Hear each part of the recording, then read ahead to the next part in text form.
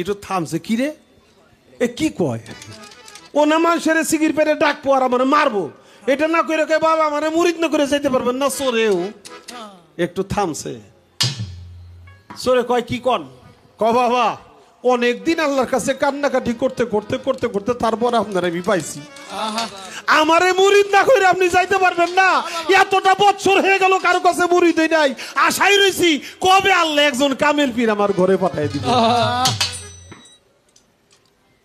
সোরে কয় মুরিদ করুম কি কয়ে রে?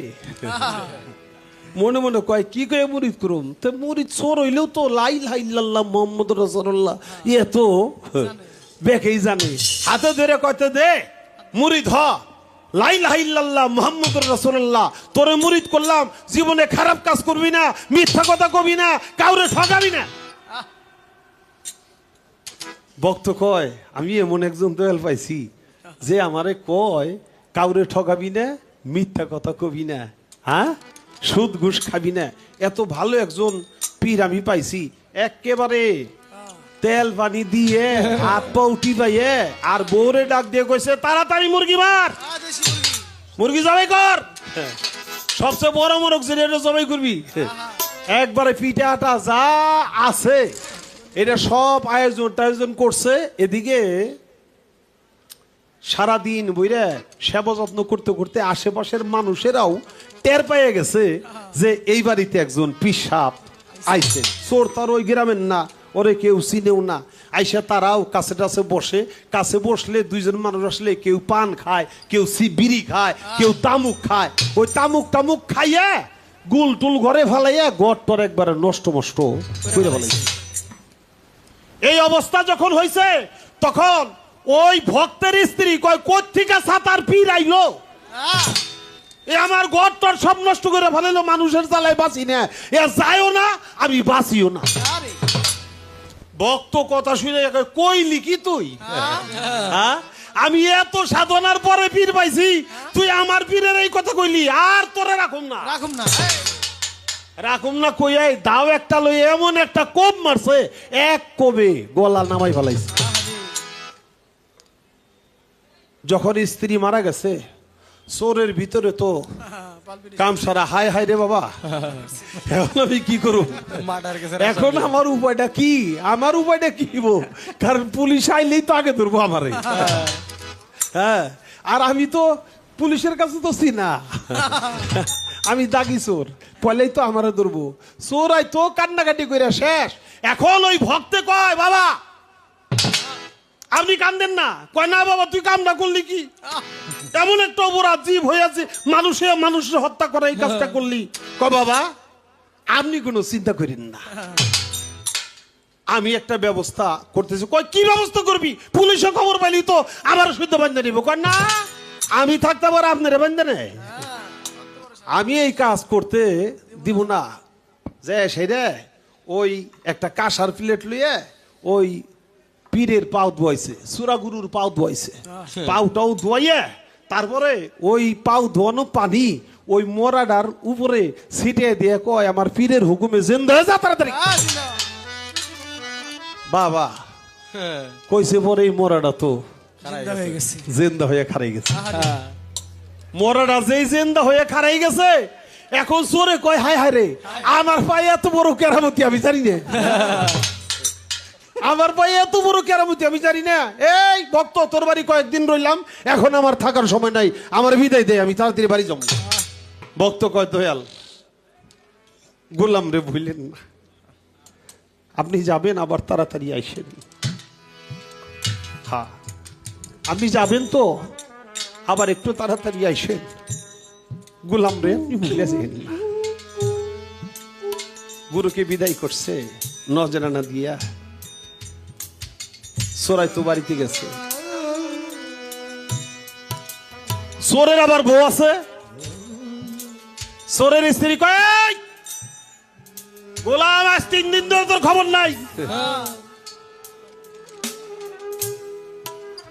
বাড়িতে বউ বাচ্চা আছে কি নাই খবর নাই তোর, আমি খাই কি, গোলাম রে খাওয়াই কি?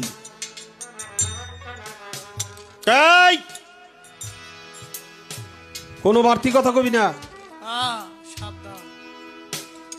কয় চুরি করতে যে জরা পড়ছিল বুঝি চোরা খায় আয়। আমার আর কোনদিন চোর কবি না চোর কব না জনম বেড়ে চুরি করে খাও তোমার সাধু কমু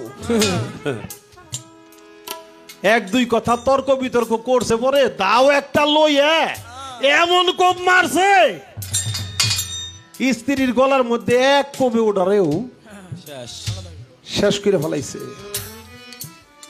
চোরার মায় ধরে আসছে, বাবারে তুই চুরি করস আর যাই করস মানুষ তোরে ভালো বলুক মন্দ বলুক, আমার পেটে তো তোর ধরছি, তুই তো আমার সন্তান। তোরা যদি পুলিশে বান্ধা নেয় তাহলে আমাকে মা বলে ডাকবে কে? আমি তো মা ডাকার কাঙ্গাল হয়ে যাব, আমার বুকের মালিককে আর আমি পাবো না। তুই কামটা করলি কি? এমন কাম তুই করতে পারলি? সুরাই মায়ের কয় অত ব্যাট ব্যাট করো না, অত ব্যাট ব্যাট করো না, অত চিন্তা করার কিছু নাই। দেখো না মরা কেমনে করে হারাইয়া যায়। কি করস তুই? মরা মানুষ আবার খারাই যায়, কয় দেহ চাই আছে মরা মানুষ খারাই যাব না। কথা কি করবো? কয়েক বদলে পানি আনো, পানি এনে কি করো? আমার পাও ধোয়াও, পাও ধোয়া, পাও ধোয়ানো পানি মরাটার উপরে ছিটাই দিয়া কও যেন দেয়া যা, দেহ কেমন করে খারাইয়া যায়। মায় পাও ধোয়ে ফুলাই পইছে, পাও ধোয়ে পানি ছিটাই দিছে,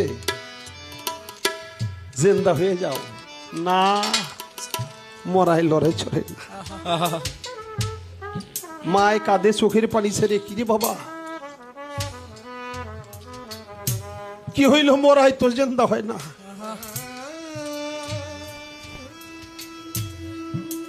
সোরাই বলে মা আগে জিন্দা হইলে এখন হবো না কেন? ভালো করে বুঝি ধোয়ানো নেই, ভালো করে ধোয়াও, ভালো করে আবার ধুয়ে আবার ছিটিয়ে দেয় না, মরাই কোনো লড়াছড়া করে না। এক কান দুই কান, পাশের বাড়ি শেষের বাড়ি সংবাদ পাইয়া পুলিশে দৌড়ে আসছে, আইসে হাতে হ্যান্ডকাপ দিয়ে চোরারে লইয়া যায়। কয় তুই তো চোরা, দাগি চোরা,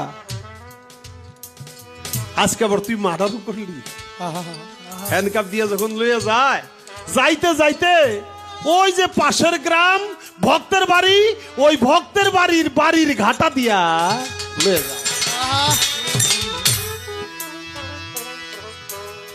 ওই ভক্ত যে দেখে যে এত মানুষ,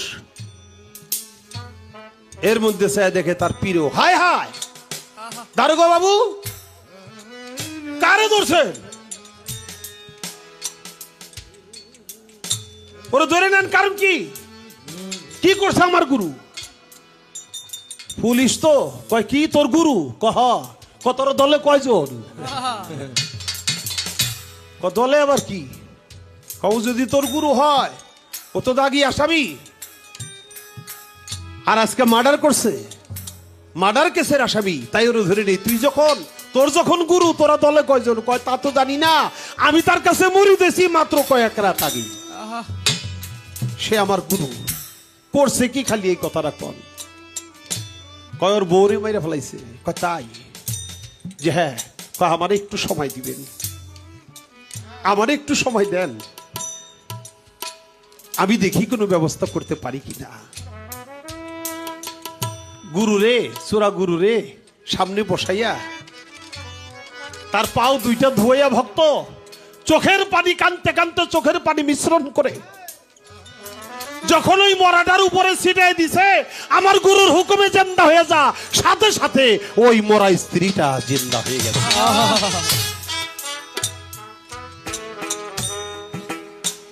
বাবা